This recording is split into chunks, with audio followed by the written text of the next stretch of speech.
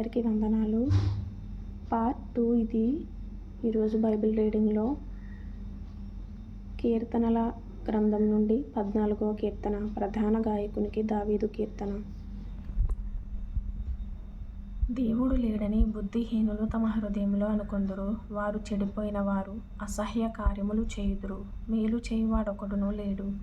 వివేకము కలిగి దేవుని వెదకవారు కలరేమో అని యెహోవా ఆకాశము నుండి చూచి నరులను పరిశీలించెను. వారందరూ దారి తొలగి బొత్తిగా చెడియున్నారు. మేలు చేయువారెవరునూ లేరు, ఒక్కడైనను లేడు. యెహోవాకు ప్రార్థన చేయక ఆహారము మ్రింగునట్లు నా ప్రజలను మ్రింగుచు. పాపము చేయువారికందరికినీ తెలివి లేదా? పాపము చేయువారు బహుగా భయపడుదురు. ఎందుకనగా దేవుడు నీతిమంతుల సంతానము పక్షముననున్నాడు. బాధపడువారి ఆలోచనను మీరు తృణీకరించుదురు. అయినను యెహోవా వారికి ఆశ్రయమై ఉన్నాడు. సీయోనులో నుండి ఇశ్రాయేలునకు రక్షణ కలుగునుగాక. యెహోవా చెరలోని తన ప్రజలను రప్పించునప్పుడు యాకోబు హర్షించును, ఇశ్రాయేలు సంతోషించును.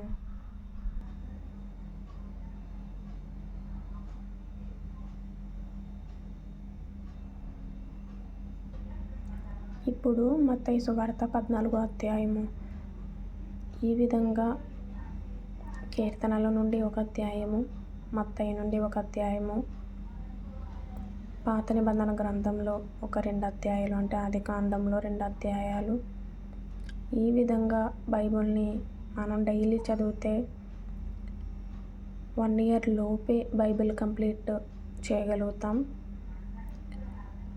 కొంచెం కన్ఫ్యూజన్గానే ఉండొచ్చు, అంటే అక్కడొక 2, ఇక్కడొకటి, మళ్ళీ అక్కడొకటి అలాగా.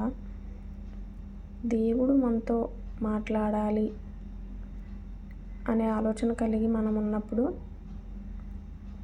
కంటిన్యూ చదివినా కూడా ప్రభు మనతో మాట్లాడతారు. కానీ నా ఆలోచన ఏంటి అంటే, మనకి బైబిల్ చదివినప్పుడు బోర్ అనేది ఉండకూడదు. అంటే ఇవే వస్తున్నాయి, ఇవే అర్థం కావట్లేదు, పెద్ద పెద్ద పదాలు వస్తున్నాయి, అర్థం కావట్లేదు అనేది లేకుండా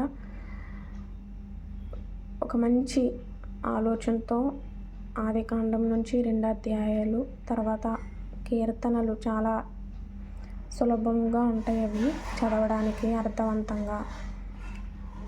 అందుకని దాని నుండి ఒక అధ్యాయము, మరి కొత్త నిబంధన గ్రంథంలో ఒక అధ్యాయము అలా చదువుకుంటూ వెళ్తే బోరింగ్ అనేది లేకుండా ఇంట్రెస్టింగ్గా బైబిల్ని పూర్తి చేయొచ్చు అనే ఆలోచనతోనే ఈ విధంగా నేను చేయడం జరుగుతూ ఉంది. ఈరోజు బైబిల్ రీడింగ్లో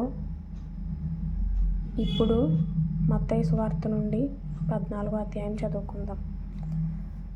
ఆ సమయమందు చతుర్థాధిపతి అయిన హేరోదు యేసును గూర్చిన సమాచారము విని, ఇతడు బాప్తిస్మమిచ్చి యోహాను, అతడు మృతులలో నుండి లేచి ఉన్నాడు, అందువలననే అద్భుతములు అతని యందు క్రియారూపకములగుచున్నవని తన సేవకులతో చెప్పెను. ఏలయనగా నీవు నీ సోదరుడైన ఫిలిప్పు భార్యయగు హేరోదియను ఉంచుకొనుట న్యాయము కాదని యోహాను చెప్పగా, హేరోదు ఆమె నిమిత్తము యోహానును పట్టుకొని బంధించి చెరసాలలో వేయించి ఉండెను.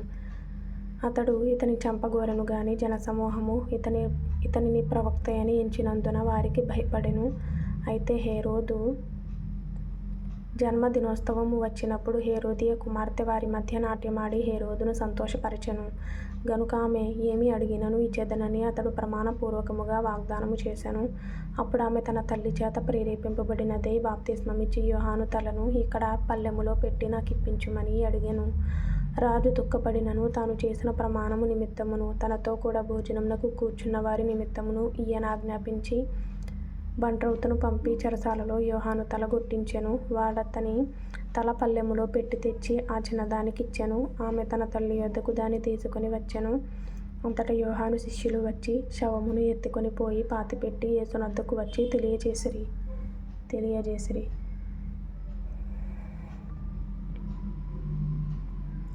యేసు ఆ సంగతి విని దోణి ఎక్కి అక్కడ నుండి అరణ్య ప్రదేశమునకు ఏకాంతముగా వెళ్ళెను. జనసమూహములు ఆ సంగతి విని పట్టణముల నుండి కాలినడకను ఆయన వెంట వెళ్ళిరి. ఆయన వచ్చి ఆ గొప్ప సమూహమును చూచి వారి మీద కనికరపడి వారిలో రోగులైన వారిని స్వస్థపరచెను. సాయంకాలం అయినప్పుడు శిష్యులైన యొద్దకు వచ్చి, ఇది అరణ్య ప్రదేశము, ఇప్పటికే ప్రొద్దుపోయాను. ఈ జనులు గ్రామములలోనికి వెళ్ళి భోజన పదార్థములు కొనుక్కొనుటకై వారిని పంపివేయమని చెప్పిరి. యేసువారు వెళ్ళనక్కరలేదు, మీరే వారికి భోజనము పెట్టుడని వారితో చెప్పగా, వారు, ఇక్కడ మన యొద్ద 5 రొట్టెలును 2 చేపలును తప్ప మరేమీయూ లేదని ఆయనతో చెప్పిరి. అందుకాయన వాటిని నా యొద్దకు తెండని చెప్పి పచ్చిక మీద కూర్చుండుడని జనులకు ఆజ్ఞాపించి, ఆ 5 రొట్టెలను 2 చేపలను పట్టుకొని ఆకాశము వైపు కన్నులెత్తి ఆశీర్వదించి స్తోత్రము చేసి ఆ రొట్టెలు విరిచి శిష్యులకిచ్చెను. శిష్యులు జనులకు వడ్డించిరి. వారందరూ తిని తృప్తి పొందిన తరువాత మిగిలిన ముక్కలు 12 గంపల నిండా ఎత్తిరి. స్త్రీలును పిల్లలును గాక తినిన వారు ఇంచుమించు 5,000 మంది పురుషులు.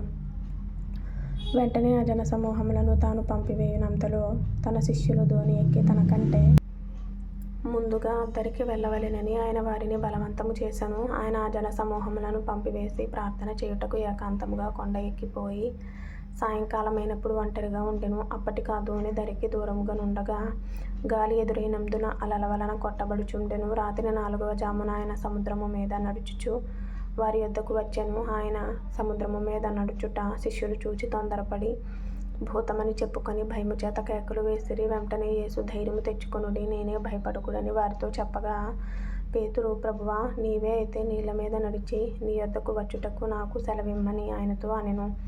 ఆయన రమ్మనగానే పేతురు దోణి దిగి యేసునొద్దకు వెళ్ళుటకు నీళ్ల మీద నడిచెను గాని గాలిని చూచి భయపడి మునిగిపోసాగి, ప్రభువా, నన్ను రక్షించుమని కేకలు వేసెను. వెంటనే యేసు చెయ్యి చాపి అతని పట్టుకొని, అల్ప విశ్వాసీ, ఎందుకు సందేహపడితివని అతనితో చెప్పెను. వారు దోణి ఎక్కినప్పుడు గాలి అణగెను. అంతటా దోణిలో నున్నవారు వచ్చి, నీవు నిజముగా దేవుని కుమారుడవని చెప్పి ఆయనకు మ్రొక్కిరి. వారద్దరికి వెళ్ళి గిన్నెసరెతు దేశమునకు వచ్చిరి.